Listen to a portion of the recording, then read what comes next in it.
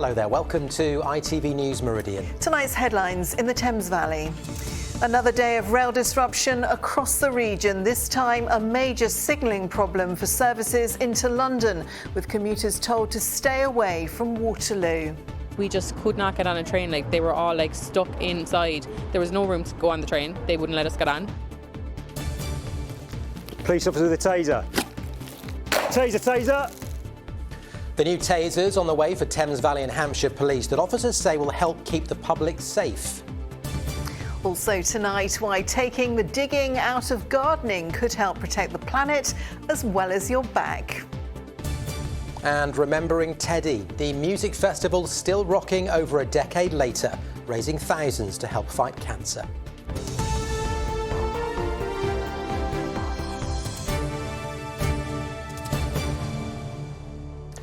Good evening. There's been misery for rail passengers today after a signalling problem at London Waterloo caused major disruption to services across the Thames Valley. Passengers were told not to travel and trains were cancelled, affecting thousands of people using the South Western rail line between Winchester, Basingstoke and Waterloo. Services from Reading, Ascot and Aldershot were also severely disrupted. Well, Wesley Smith is at Basingstoke Station for us this evening. Wesley, it sounds pretty miserable. How bad has it been for passengers? It's been a day of queues, delays, disappointment and bewilderment for thousands of passengers trying to get to and from London Waterloo.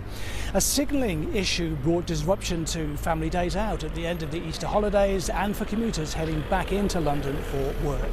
Now, the destination departure displays illustrated the problem all too well. South Western Railway advisors did what they could to redirect passengers here at Basingstoke, which was actually one of the more fortunate destinations because at least some trains were running, albeit with delays. And it was a similar story for people turning up at Winchester, with inevitable headaches for passengers needing to get to and from the capital. We had an appointment here with the doctor, and there were two underground trains which they said are not going to functional. So we waited for about 20 minutes, then finally took a cab. Where did you get a cab from? We took the cab from central London to here. Wow, that's expensive. £85. We just could not get on a train, they were all stuck inside. There was no room to go on the train, they wouldn't let us get on. And we have a show to see at 3 o'clock. I'm going to Southampton, but my husband's had to come from Southampton to collect me because we don't know what's happening. So passengers here in Basingstoke were advised to make their way to Reading to take onward services into London Paddington. The route from Reading via Early, Winnish, Wokingham and Bracknell fared slightly better, but with 14 out of 24 platforms closed at London Waterloo, delays and cancellations were inevitable. At 3 o'clock this morning we lost the power to the signalling system here at Waterloo, which meant half of the platforms we've not been able to use this morning. So we've been working through the night and early morning to identify the fault. We found a 600-metre cable which had a defect in it. So we're working closely with South Western Railway to reintroduce train services from now, but we are advising customers that there will be disruption for the rest of the day. Trying to get to the Midlands and the North from here also continued to be a slow process today, with the ongoing rail works at Newnham Viaduct between Didcot and Oxford. Now, the repairs are complete on the signalling at London Waterloo, but the advice is do not attempt to travel for the rest of today because of the knock-on effects. There are staff and rolling stock in the wrong places at the wrong time. Wesley Smith, ITV News, Basingstoke.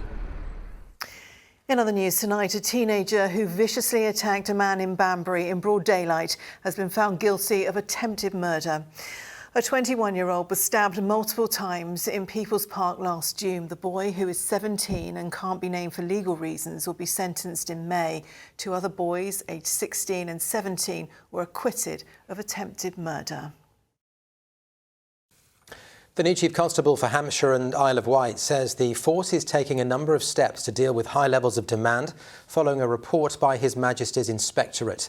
Scott Chilton said the force has recruited 600 extra officers, with 50 more to come. There were a number of positive findings in the report, including support for staff well-being, but it found there were delays in starting investigations into less serious crimes, and officers were sometimes slow to respond to incidents. main concern, they're doing fairly well. The main concern was how they dealt with demand, different demand in different areas. So they might be using neighbourhood policing to respond, to go to response, and how they measure that demand from time to time. So I know there's a new Chief Constable in place. I know he's responded to this report as well. And I think Hampshire, again, with better planning and better resource use, can improve in that area. Well, staying with our police forces, and officers in Hampshire and the Thames Valley who carry a taser are to be kitted out with new devices. The new Taser 7 will be rolled out, replacing the existing model. Well, officers who have to be specially trained to use them say it will be safer for both the target and the community. Juliet Fletcher reports. Police officer with a taser. Gary, put the knife down, do it now. Look at your chest, see the green dot. Follow my instructions or it may be activated. Taser, taser! One shot and the culprit is incapacitated. This is, of course, a mock-up at the Police Training College in Salmstead. This officer is demonstrating the use of the new Taser 7. There are a number of reasons that the new Taser T7 gives a safer option for officers. So the first is it's more accurate. It has cartridges that allow you to fire it both at short and long range, more likely, therefore, to make contact effectively. And if a Taser doesn't make effective contact, then it doesn't have its desired effect, and officers might have to use other tactics, physical force, or even use their batons that can cause more harm than the simple incapacitation that comes from a Taser. Taser guns are now routinely used by officers in potentially violent situations. In this archive footage, a man armed with a hammer lunges at police. He's brought to the floor by 2 shots from a stun gun. And here, a knife-wielding burglar is quickly disarmed by the skin-piercing barbs of the weapon. From April 2021 to March 2022, there were 666 incidents involving a taser across Hampshire and the Isle of Wight. The device was fired on 85 of those occasions. And during the same time frame, there were 964 incidents in the Thames Valley Police area. The device was fired in 160 of those cases. Also known as conductive energy devices, tasers are designed to temporarily incapacitate a suspect through the use of an electrical current, up to 50,000 volts. They often act as a visual deterrent, though. In something like only 10% of the cases where somebody has drawn a taser, is it actually then fired? Because what we want to do is to use the taser, if possible, to de-escalate the situation. We'd much rather not have to fire it. If we can gain compliance from a subject by them knowing that a taser is an option, then that's absolutely what we'll do. Frontline officers who wish to carry a T7 must pass an extensive training course. They're being rolled out across Hampshire and the Thames Valley over the next 12 months. Juliet Fletcher, ITV News, Salmstead. Next, one of the most complex jobs for engineers is repairing bridges over motorways and roads. There are 169 bridges in our region found to be in poor condition over the last 12 months. So just how big a job could those repairs be? James Webster has been finding out. When work started to install new bridges on the A31 at Ringwood, it caused delays and disruption for many drivers. Some of the most complex sets of roadworks involve bridges. And across our region, 169 that councils are responsible for were found to be in a substandard condition in the last year. That's 3%. It would cost £330 million to bring them all back to a good condition. Coordinating that work is the responsibility of people like Claire from the Association of Directors of Environment, Economy, Planning and Transport. There's a significant funding shortfall in terms of bridge maintenance to allow bridge managers to strengthen the bridges that are showing up as substandard. In addition to that, at the moment there's an acute shortage in the civil engineering sector, so that extends to highway engineers and bridge engineers. And local authorities are finding it very difficult to get the expertise in to progress these quite significant schemes to strengthen bridges to take 40-tonne traffic. But bridges over some of our busiest roads, including motorways, are the responsibility of staff at National Highways. They've given us rare access to one of their current repair projects. So this is that area of concrete. When this bridge was checked, some metalwork was found exposed and rusting. The road will now be closed for months. It's a bridge that connects two towns. As you see behind me, we've got a lot of temporary works because we will be doing some demolition on the edge beams. We're replacing bearings, new bridge joints, new waterproofing, new surfacing and new parapets. Some of the work involves techniques you might recognise from your own house. They're applying a roofing felt to waterproof the scaffolding, to collect all the water from the hydro demolition, and then that will get taken away and treated. It's the same roof materials you'd put on your normal shed. The only difference is over a live road.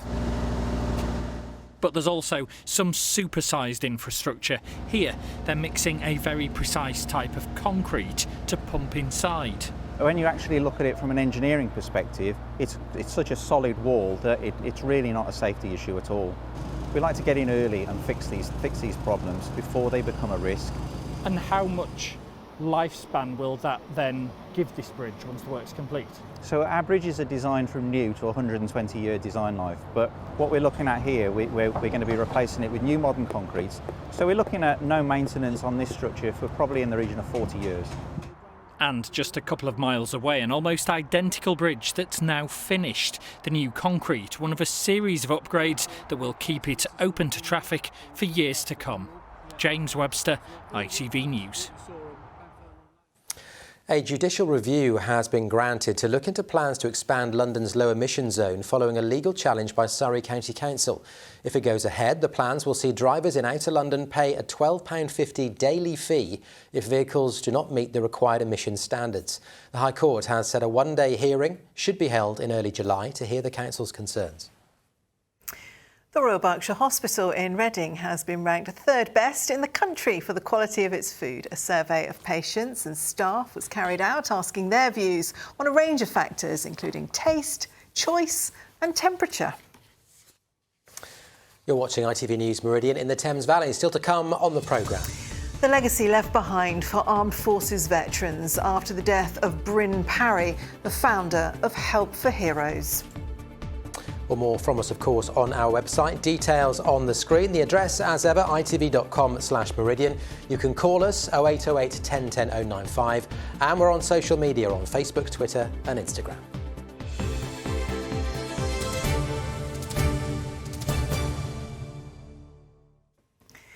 Next tonight, anyone caught stroking new forest ponies or starting a campfire or barbecue in the national park could be fined up to £1,000.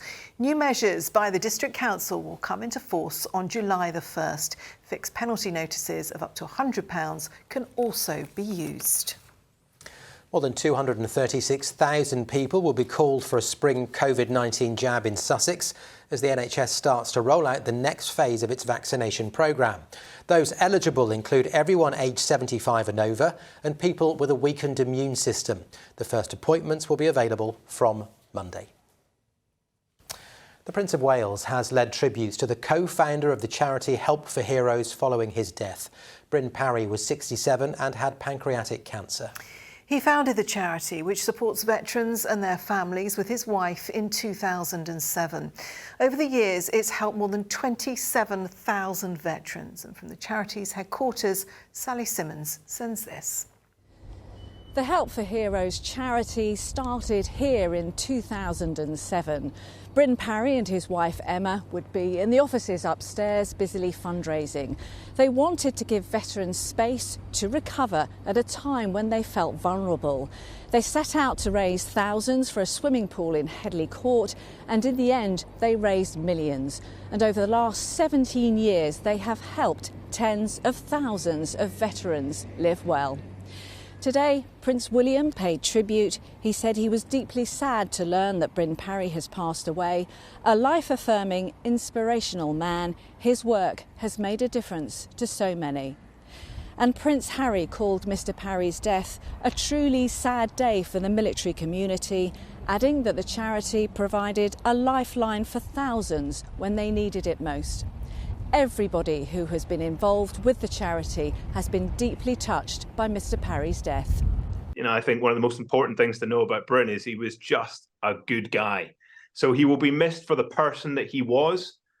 And as for the legacy he leaves behind, you know, we will miss him because, you know, again, over the last 24 hours, I've really reflected on how much of an impact he's had on my generation of veterans and our families. But in some ways, he won't be missed because he'll never be gone, because the legacy that he leaves behind lives on in the people who he saved. Well, earlier I spoke to someone who's worked for the charity for 12 years, who said it was Bryn Parry's energy and passion that made the charity what it is, that the Help for Heroes way of working inspires incredible loyalty. People are reluctant to leave. The charity's website is full of tributes to the man who revolutionised the care of veterans. Sally Simmons reporting there. Now the ITV Evening News continues with the national and international news at 6:30. With more, here's Mary Nightingale. Coming up on the programme, guilty of gross misconduct, 8 serving and former Met police officers who shared offensive WhatsApp messages. The officers, 7 men and 1 woman, sent sexist, racist, homophobic, transphobic and disablist messages, including about Katie Price's son. Could driving with no hands be the way of the future? Ford launches a new car in which drivers can sit back and relax a little. And Queen of the miniskirt, Dame Mary Quant, has died aged 93. We'll take a look back at her lasting impact on British fashion. Do join me for those stories and much more at 6:30. Now, when Tom Newton from Dorset came up with the idea to hold a one-day music festival in memory of his brother 12 years ago, he had no idea it would grow to be a 3-day event that's raised nearly £500,000 for charity. Teddy Newton was 10 when he died from a rare bone cancer called Ewing's sarcoma. Tom wanted to do more to help charities that support children with cancer and fund research. And so the Teddy Rocks Festival was born. Well, I'm delighted to say that Tom joins us now in the studio. Thank you so much for coming in. The festival is at the end of this month and you have some big names. It's coming up, yeah, 2 weeks' time. So we've got Jake Bugg, we've got Feeder, we've got the Amazons, and we've also got a bit of a pop night this year for something different to celebrate 10 years of the festival. So we've got the Venga Boys, E17 and Goldie Looking Chain coming down as well. So which sounds like quite a party. It should be, yeah. That's a mix. Yeah, Goldie Looking Chains sound like they're going to be quite a handful. So yeah, looking forward to that. And obviously, as we said in that introduction, in memory of your brother, tell us a little bit about him and about why a music festival seemed the best thing for you to do. Yeah, sure. So yeah, Ted was 10 years old when he passed away. He had an 18-month battle with a really rare bone cancer. And yeah, my parents started fundraising by putting on a cricket match, very rock and roll. And they raised some money when he was still alive, and once he passed away, family kept fundraising, so I kind of thought I should do my bit, and through playing in bands, and it was kind of all I knew really. So by putting on a gig in a pub and raising £400, it was just a springboard. We had no idea, we had no intention, we never thought this would happen. It's just completely organic, which I think is a pretty cool thing. What's so incredible is that you're supported by so many people giving up their time for free. It's become such an event, hasn't it? It's incredible, yeah, and I think it's just so good for the community as well. You know, we've got such support from big companies as well as local, like the rugby team. They empty our bins for 3 days. They all wear tutus and go around on quad bikes emptying bins and somehow love it for some crazy reason. But it's just that just sums it up. Everyone gets involved. Everyone's super proud of it in the community, and yeah, I think we've got over like 200 volunteers over that weekend, and it takes 2.5 weeks to build it, run it, and break it, and every single person's volunteer. So.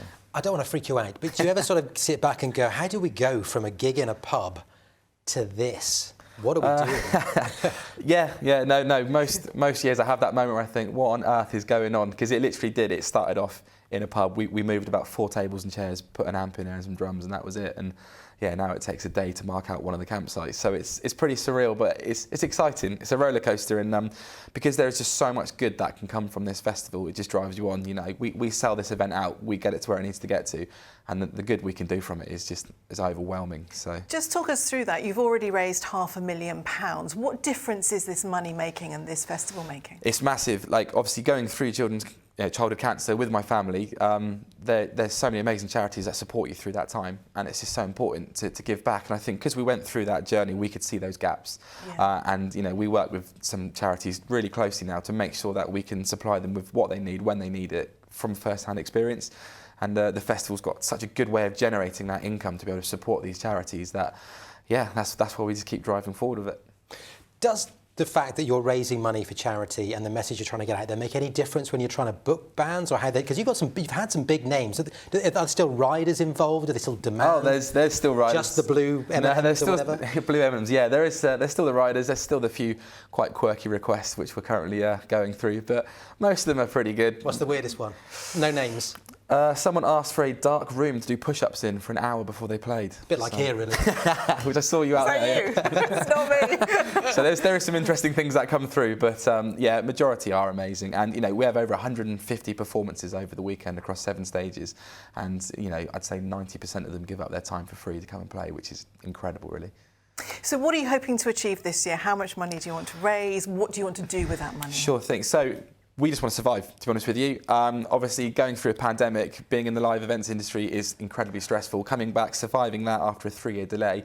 We now got the cost of living crisis, everything's super expensive. So we're doing everything we can to still be here, which we will be. It's all going really well, but basically we just need people to come along, get involved.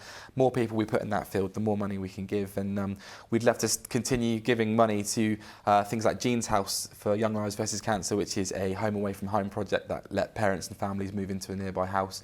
That's super important for us. And also sending children on respite holidays as well to one of the holiday homes that we've purchased to look after families. So there's so much to do. So much we need help with, but we just need people to get in the field, and the rest will look after itself. Well, look, hopefully coming on the TV and talking about it is going to help. Yeah, I hope so. We are out of time, sadly, but thank you so much for coming. Thanks for your time. Brilliant. Now for something slightly less, just ever so slightly less rock and roll. It's supposed to be that time of year when you get the garden ready for the warmer months to come, although the recent rain has hampered that just a little bit. But with more sunshine hopefully on the horizon, a new concept is being promoted. No-dig gardening is very much what it says on the tin, leaving the soil undisturbed and allowing the natural process of decomposition to fertilise it. Nick Smith tells us more. For centuries, digging up the land seemed to be the preferred prerequisite to planting. But now more and more gardeners are choosing to ditch their shovels for a less labour-intensive approach. Kate Forrester is the head gardener here at 4 Acre Farm in Ringwood in Hampshire, and she's been advocating a different method of cultivating plants for a while now, one which aims to leave the earth beneath her as undisturbed as possible. No dig is fantastic for lots of different people. It's really accessible and it's great if you have limited mobility, or a lot of older people are really finding it beneficial so that they don't have to dig anymore. Double digging is a lot of involvement and it's quite physically taxing. So no dig takes all of that away, and it's also just a fantastic way of getting in tune with nature and getting to see the benefits of improving your soil. Stephanie Haverty has been an avid no-dig gardener for several years and now runs courses passing on her techniques and expertise to others. During the winter time you get a lot of leaves that you can use in salads, you can put them in all kinds of things. She says it allows her to grow a very versatile range of plants, even in our sometimes wet and windy climate. You can grow absolutely everything in this method. All you need to do is just stop digging and carry on growing your vegetables, but instead of digging your compost into the garden every year, just put a little bit of mulch, composted mulch, on the surface, and the soil life incorporates that. You're feeding the soil, which in turn is feeding the plants. No-dig gardening techniques grew from a greater understanding of soil science to preserve those vital ecosystems that exist in the ground beneath us and make sure that we don't disturb those integral fungal networks that link almost all of our plant life. If you look at a soil, it's not individual particles. They tend to clump together into these crumbs or aggregates. And it's the channels between those aggregates that allow water and air and plant roots to flow through the soil. But the physical act of digging can sometimes break these aggregates up, and so it affects the soil structure. Digging also can bring up soil that was once deeper down up to the surface, and that can lead to carbon that was once stored quite safely in the soil, released as carbon dioxide, which is a greenhouse gas. So by leaving your soil undisturbed, it might not only bring benefits for your garden, but it also helps cut our emissions. To do that little bit more, to save the planet as well. Nick Smith, ITV News. I mean, they had me at no digging, to be honest. Yeah, I have to say I'm still aching from planting my primroses Busy on Monday. busy Maybe weekend. 4 pots. Anyway, is there going to be any sunshine on the way for all the gardeners? Here's James Wright.